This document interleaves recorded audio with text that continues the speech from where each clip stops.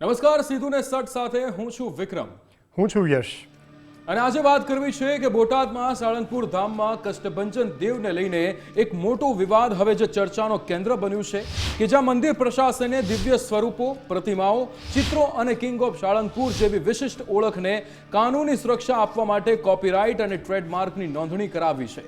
પ્રશાસનનું કહેવું છે કે કરોડો ભક્તોની આસ્થાના કેન્દ્ર એવા ધામની પવિત્રતા જળવાઈ રહે, દિવ્ય સ્વરૂપોનો મનસ્વી અને બજારો ઉપયોગ અટકે તેમજ સોશિયલ મીડિયા અને ઓનલાઈન માધ્યમોમાં થતા દુરુપયોગ પર રોક લાગી શકે એ જ આ નિર્ણયનો મુખ્ય હેતુ છે.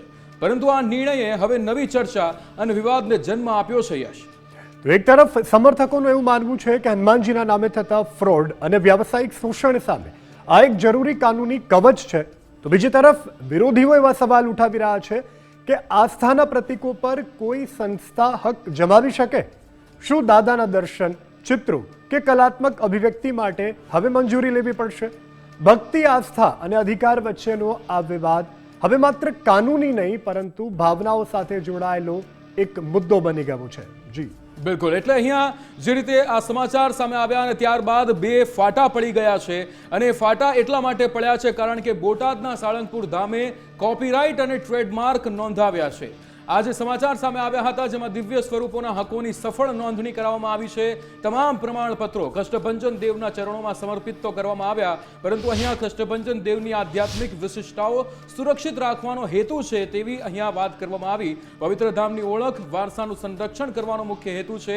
દિવ્ય સ્વરૂપો, સર્જનાત્મક કૃતિઓ, બૌદ્ધિક સંપત્તિ હકોની નોંધણી કરવાની છે. ત્યારે આઈપી ક્ષેત્રના નિષ્ણાંત દર્શિત આહવાના માર્ગદર્શનમાં આ સફળ નોંધણી થઈ.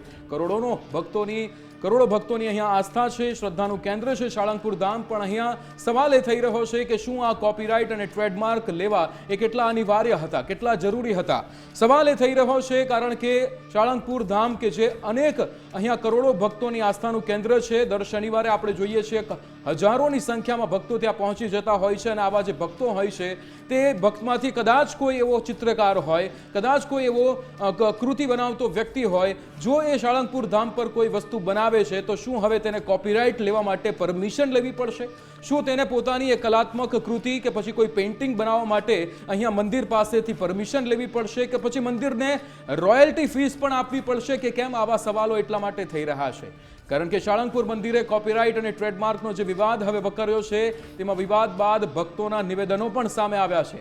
ભક્તો કહી રહ્યા છે કે કોપીરાઇટનો નિર્ણય એ યોગ્ય છે. હનુમાનજી મંદિરના નામે ફ્રોડ થતું હતું, ઓનલાઈન ઉતારા સહિત ફ્રોડ થતા હતા તેવા અહીંયા નિવેદન ભક્તો દ્વારા આપવામાં આવ્યા છે. એટલે જે રીતે અગાઉ પણ કહ્યું યશ કે અહીંયા બે ફાટા પડ્યા છે. ભક્તો અને એક બાજુ જે વિરોધીઓ છે તે અલગ અલગ નિવેદનો આપી રહ્યા છે. યશ, પણ અહીંયા જે રીતે આ કોપીરાઇટનો જે નિર્ણય લેવામાં આવ્યો છે ભક્તો એને યોગ્ય ગણી રહ્યા છે. બિલકુલ, વિવિધ સંગઠનો પણ સામે આવી રહ્યા છે, સંતો મહંતો સામે આવી રહ્યા છે. બ્રહ્મ સમાજના આગેવાન હેમાંગ રાવલ પણ આગળ આવ્યા છે અને તેઓએ મીડિયા સમક્ષ કહ્યું છે કે આ અભિવ્યક્તિ અને ધાર્મિક લાગણી ઉપર એક પ્રકારની પાબંદી તેને ગણાવી શકાય. હવે આ વિવાદ કયો વળાંક લેશે એ તો આવનારા સમયોમાં જોવાનું રહેશે, પરંતુ હાલ જે પ્રકારે આ સંપૂર્ણ વિવાદ દાદાના ધામને લઈને છેડાવ્યો છે તે અત્યારે ચર્ચાના એરણે ચડ્યો છે. સાળંગપુર હનુમાનજી મંદિર પ્રશાસનનો આ કાનૂની નિર્ણય છે.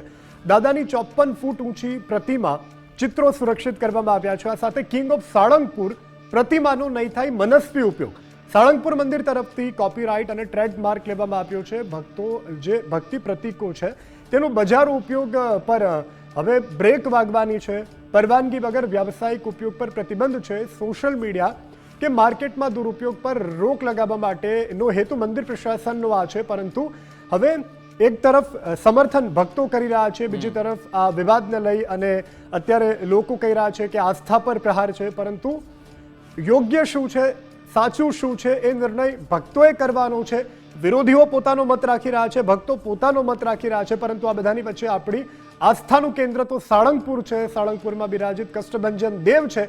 પરંતુ હાલ આ જે વિવાદ છે તે કયું સ્વરૂપ લેશે, મંદિર પ્રશાસન આ તરફથી કેવા પ્રકારની કાર્યવાહી કરશે અથવા તો જે સંગઠનો વિરોધ નોંધાવી રહ્યા છે તે આગામી દિવસોમાં શું કરશે, વિક્રમ, એ પણ એક જોવાનો વિષય રહેશે. બિલકુલ, એટલે આગળ શું થશે એ તો હવે જોવાનો વિષય છે જ. પણ અહીંયા જે મૂર્તિ કોપીરાઇટ મુદ્દે જે સમર્થકો કહી રહ્યા છે મૂર્તિની ગરિમા જળવાય તેવો અમારો મુખ્ય હેતુ હતો.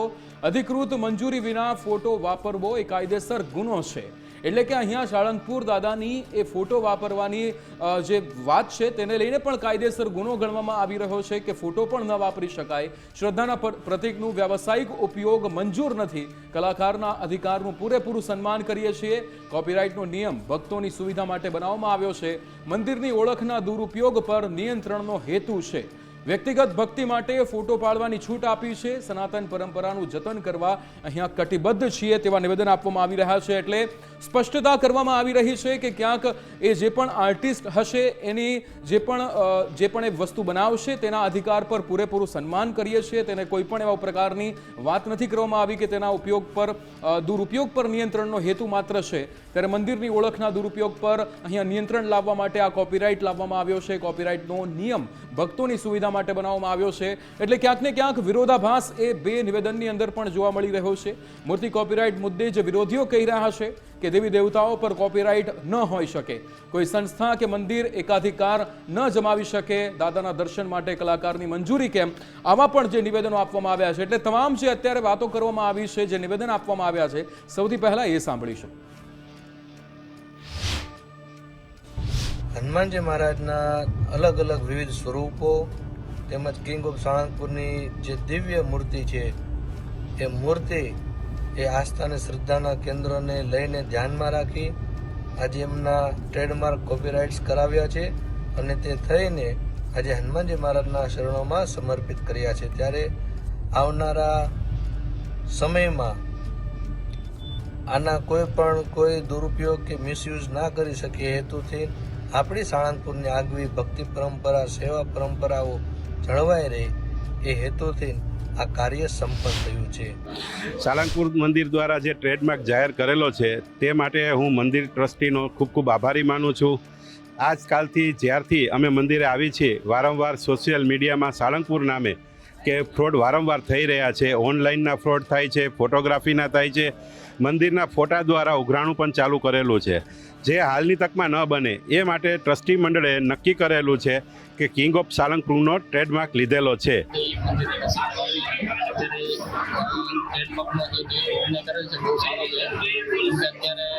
બધી જગ્યાએ ફ્રોડનો તરફ બહુ વધી રહ્યું છે, બરાબર. જેમ કરીને જે આપણે વિશ્રાંતિ ભવન છે એમાં ઓનલાઈનની ઘણી બધી વેબસાઇટ બનાવી બુકિંગ કરીને ફ્રોડના પૈસા પડાવી લે છે ઘણા બધા લોકો.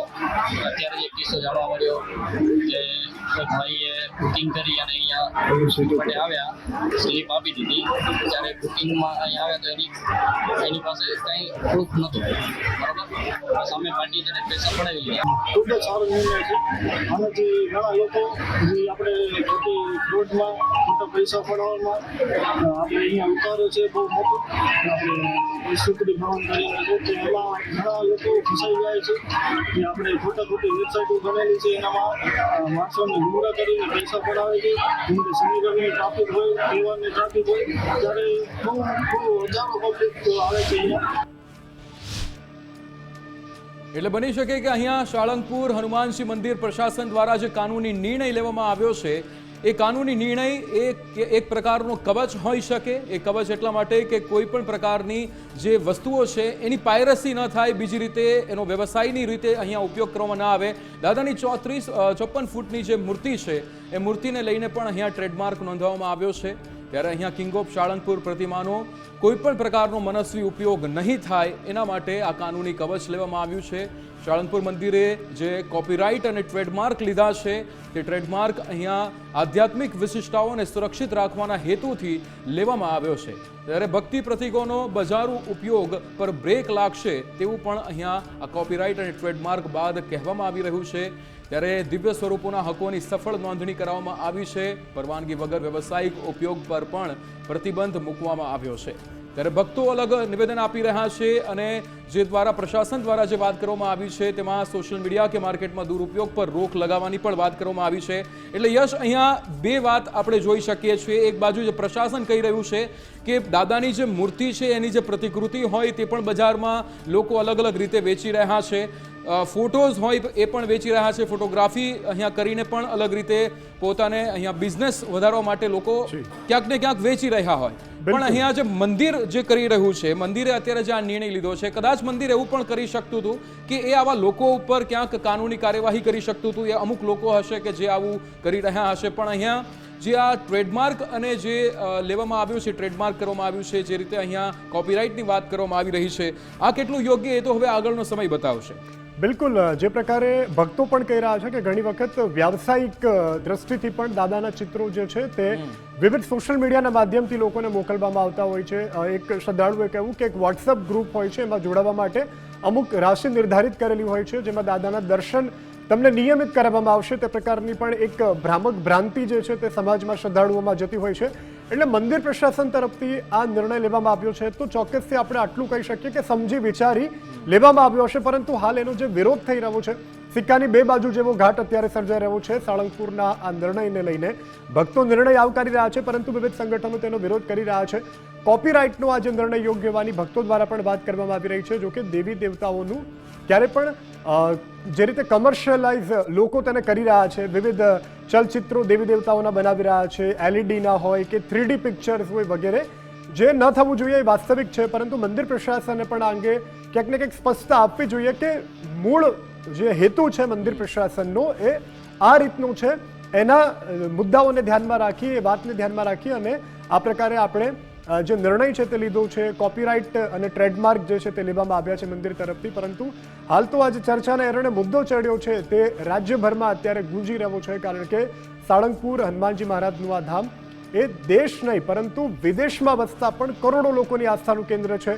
શનિવાર હોય કે મંગળવાર હોય, દાદાના દિવ્ય દરબારમાં હૈયું દળાય એટલી લોકોની ભીડ હોય છે. તમામ માટે ઉત્તમ પ્રકારની સુવિધાઓ પણ કરવામાં આવતી હોય છે. પરંતુ આજે ટ્રેડમાર્ક અને જે કોપીરાઇટનો નિર્ણય છે તે વિવાદમાં આવ્યો છે, ત્યારે હવે સમજવાનું આપણે એ છે કે વિવાદ શા માટે થઈ રહ્યો છે. જે સમર્થન કરી રહ્યા છે એમની પાસેથી પણ સમજવું છે કે તમે કયા મુદ્દાને લઈ સમર્થન કરી રહ્યા છો અને મૂર્તિ કોપીરાઇટ મુદ્દે હાલ વિરોધીઓ શું કહે છે. દેવી દેવતાઓ ઉપર કોપીરાઇટ ન હોઈ શકે તેવી વસ્તુ જે વિરોધીઓ છે તે કહી રહ્યા છે. કોઈ સંસ્થા કે મંદિર અધિકાર જે છે પોતાના એ એકાધિકાર ન જમાવી શકે. દાદાના દર્શન માટે કલાકારની મંજૂરી કેમ તેવું પણ કહેવામાં આવ્યું છે.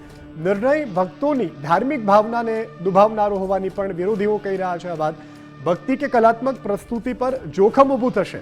મંદિર ટ્રસ્ટનો આ નિર્ણય સદંતર અતાર્કિક હોવાની પણ વિરોધીઓ વાત કરી રહ્યા છે. દાદા કોઈની જાગીર નથી, તે સાર્વજનિક છે. ધર્મ અને આસ્થાના વિષયોમાં વેપાર ન હોય, તત્કાલ આ કોપીરાઇટના નિયમો પાછા ખેંચો, તે રીતની વિક્રમ વિરોધીઓ વાત કરી રહ્યા છે. બિલકુલ, એટલે આ કોપીરાઇટનો મુદ્દો એ અત્યારે સમગ્ર ગુજરાતની અંદર અને સાથે જ દાદાના ભક્તોની અંદર ચર્ચાઈ રહ્યો છે. અનેક મુદ્દા આમાં સંકળાયેલા છે. એ પછી મૂર્તિ બારોબાર લોકો બનાવીને વેચતા હોય છે, એ પણ એક મુદ્દો છે. સાથે જ જે રીતે એક ભક્ત દ્વારા કહેવામાં આવ્યું વોટ્સઅપ ગ્રુપ કે જેમાં પણ અહીંયા ક્યાંક ને ક્યાંક પૈસા લેવાની વાત જે છે એ પણ સામે આવી છે. એટલે આવા ઘણા બધા મુદ્દાઓ છે જેના કારણે કદાચ પ્રશાસન દ્વારા નિર્ણય લેવામાં આવ્યો છે. પણ હવે એની સામે જે વિરોધીઓ કહી રહ્યા છે એ પણ વાત ક્યાંક વિચારવા જેવી પણ છે કે કોઈ ભગવાન ક્યારેય કોઈ એક વ્યક્તિ કે એક સંસ્થાના નામે ન હોઈ શકે. એટલે એ સાર્વજનિક છે, તમામ લોકોનું, તમામ ભક્તોની અહીંયા તેમના પર આસ્થા રહેલી છે. તમામ ભક્તોનો હક છે કે તે ત્યાં આવીને તે દાદાના વિશે કે દાદાની એ પ્રતિકૃતિ જે છે એ કોઈ પણ જગ્યાએથી કદાચ ખરીદી પણ શકે. પણ એમાં કોપીરાઇટ અને આ જે નિર્ણય લેવામાં આવ્યો છે ટ્રેડમાર્કનો, એ ક્યાં સુધી લાગુ રહે છે અથવા એને કેવી રીતે આગળ લેવામાં આવે છે એ જોવાનું રહ્યું.